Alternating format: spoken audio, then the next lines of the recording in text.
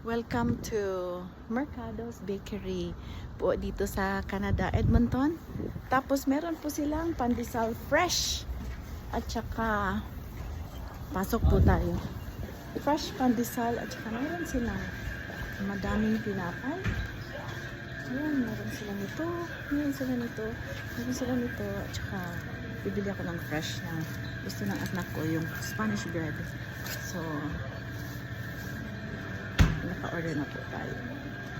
So, fresh pandesal tsaka fresh Spanish bread tayo. Meron din silang Fresh pandesal. Kapag ngayon. oo. Kapag nilamig na, lagay mo lang sa oven. Oh, pwede rin i-warm up. Kasi hindi naman siya overcook eh.